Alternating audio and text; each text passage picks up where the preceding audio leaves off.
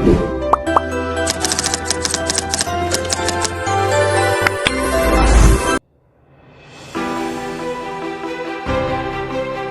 semua dan selamat datang. Saya pensyarah keusahawanan anda dan hari ini kita akan bongkar satu kuasa yang sangat besar yang sedang mengubah cara kita hidup, cara kita bekerja, malah kadang-kadang tanpa kita sedar pun. Dah sedia? Jom kita mulakan. Ya, betul tu. Anda mungkin tak perasan tapi setiap kali anda klik add to cart, setiap kali anda pesan makanan guna aplikasi, anda sebenarnya sedang menjadi sebahagian daripada satu revolusi ekonomi yang sangat besar. Anda bukan lagi sekadar pengguna tau. Andalah pemacu utama era digital ni. Jadi, apa sebenarnya e-dagang ni? Senang cerita, ia adalah perniagaan zaman moden yang guna teknologi untuk kita berjual beli. Cuba bayangkan platform macam Shopee atau Lazada, semuanya berlaku dengan pantas. Sangat mudah dan yang paling penting, tanpa sempadan fizikal. Okey, untuk bahagian pertama ni, jom kita lihat dulu bagaimana revolusi ini memberi kesan secara langsung kepada kita dalam kehidupan seharian. Cuba kita fikir sejenak dan jadikan ia lebih peribadi. Pernah tak anda berhenti dan tanya diri sendiri, macam mana sebenarnya e-dagang ni dah ubah hidup aku ya? Cuba lihat di sekeliling kita berapa banyak peluang pekerjaan baharu yang wujud daripada menjadi peniaga di media sosial, ejen dropship yang tak perlukan modal besar sehinggalah menjadi abang-abang rider GrabFoods atau Foodpanda. Semua ini bukan setakat mengurangkan pengangguran tapi ia secara langsung telah menaikkan taraf hidup beribu-ribu rakyat Malaysia. Dan e-dagang ni, ia bukan lagi pasal jual barang semata-mata tau. Ia dah jadi satu medan untuk ledakan kreativiti. Anak-anak muda sekarang, mereka guna kuasa pempengaruh, mereka guna video-video pendek di TikTok untuk cipta produk dan juga cara pembungkusan yang wow, betul-betul inovatif. Dan ini membawa kita kepada satu peribahasa lama yang sangat-sangat relevan hari ini. Hendak seribu daya, tak hendak seribu dalih.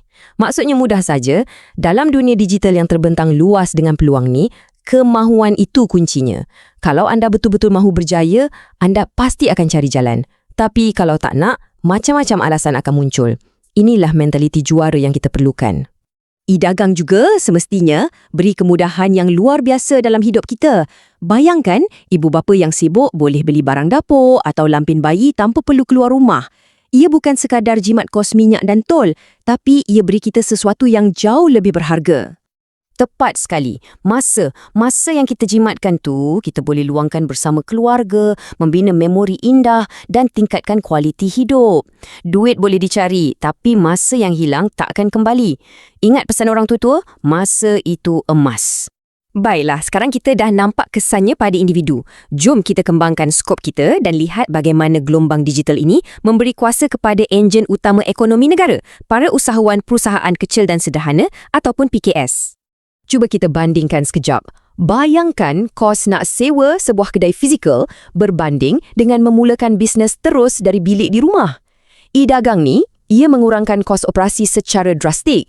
Ini menjadikan perniagaan jauh lebih fleksibel dengan risiko yang sangat-sangat rendah, terutamanya untuk mereka yang baru nak bermula. Dan apa hasilnya? Nah, produk-produk yang dulunya mungkin hanya dijual di pekan kecil atau di kampung macam sambal homemade atau kerepek tradisional, kini boleh dipasarkan ke seluruh Malaysia. Ini membuka pintu kepada pasaran yang jauh lebih besar dan secara langsung melonjakkan pendapatan usahawan PKS kita. Tapi, kita kena ingat satu perkara penting. Ada satu lagi peribahasa yang sesuai di sini. Yang bulat tidak datang bergolek, yang pipih tidak datang melayang. E-dagang ini hanyalah platform. Ia sediakan peluang. Kejayaan yang sebenar masih memerlukan usaha yang gigih, strategi yang bijak dan semangat juang yang tak pernah padam daripada usahawan itu sendiri. Daripada perniagaan individu, sekarang mari kita zoom out dan lihat gambaran yang lebih besar. Bagaimana semua usaha ini bila digabungkan menjadi pemangkin utama kepada ekonomi digital negara kita. Cuba kita tengok angka ni. Wow, 937.5 bilion. Ini bukan jumlah setahun ya. Ini unjuran pendapatan e-dagang untuk 9 bulan pertama tahun 2025 sahaja. Angka ini bukan kecil-kecil anak. Ini bukti yang sangat jelas tentang betapa kuatnya ekonomi digital kita dan bagaimana ia menjadi enjin utama yang memacu pertumbuhan negara kita ke hadapan. Dan carta ini mengesahkannya. Sektor ICT dan e-dagang dijangka menyumbang hampir 1/4 daripada keluaran dalam negara kasar atau KDNK kita. Maksudnya, ia bukan lagi sekadar sektor sampingan. Tidak.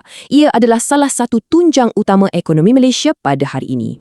Kehebatan e-dagang ini pula, ia tak berhenti di sempadan negara kita. Ia seolah-olah merobohkan tembok geografi. Produk-produk tempatan yang hebat macam fashion muslimah dan makanan tradisional kita sekarang ni dah boleh dinikmati oleh pelanggan di Singapura, Brunei, bahkan sampai ke Timur Tengah. Jadi, platform-platform e-dagang ini kini berfungsi macam pentas global untuk identiti dan budaya kita. Produk unik kebanggaan kita macam batik, songket, kraft tangan dan produk halal kini lebih mudah diakses oleh seluruh dunia. Ini bukan saja meningkatkan permintaan, malah ia mempromosikan kekayaan budaya Malaysia. Dan kerajaan juga nampak potensi ini. Sasaran untuk membawa 84,000 perniagaan tempatan untuk terlibat dalam ekspor melalui e-dagang menjelang 2025, ini menunjukkan satu sokongan yang padu dan visi strategik yang jelas untuk kukuhkan kedudukan Malaysia di pasaran global. Okey, kita dah lihat semua manfaat yang hebat ni. Sekarang, bahagian terakhir ini adalah yang paling penting, terutamanya untuk anda sebagai seorang pelajar. Mari kita bincang tentang peranan anda dalam landscape digital masa depan ini. Pertumbuhan e-dagang yang begitu pesat ini, secara tak langsung, ia memaksa seluruh masyarakat kita untuk jadi lebih celik digital. Penggunaan e-dompet macam Touch and Go e-wallet dan perbankan online kini dah jadi satu kebiasaan kan? Ini semua adalah kemahiran asas yang kritikal untuk kerjaya anda pada masa hadapan. Dan kita bukan berhenti di sini. Kita sedang melangkah ke sempadan yang seterusnya, era kecerdasan buatan atau AI.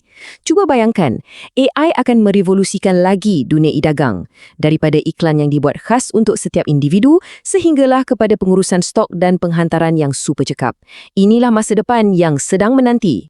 Jadi, ke mana semua ini akan membawa anda? Laluan kerjaya dalam bidang perniagaan digital ini sebenarnya sangat jelas dan sangat menarik. Anda boleh mula dengan peranan asas sebagai pakar e-dagang. Kemudian, anda boleh mengkhusus menjadi pakar pemasaran digital yang lebih kreatif. Dari situ, anda boleh beralih ke peranan yang dipacu oleh data sebagai penganalisis data. Dan puncaknya, anda boleh menjadi seorang pakar strategi AI perniagaan yang merancang hala tuju syarikat. Potensinya memang tiada had. Revolusi ini sedang berlaku sekarang, di depan mata kita. Peluang ada di mana-mana. Jadi, persoalan terakhir untuk anda, dengan semua potensi yang ada ini, apakah laluan kerjaya yang akan anda pilih untuk sama-sama membentuk masa depan digital kita? Pilihan itu kini di tangan anda.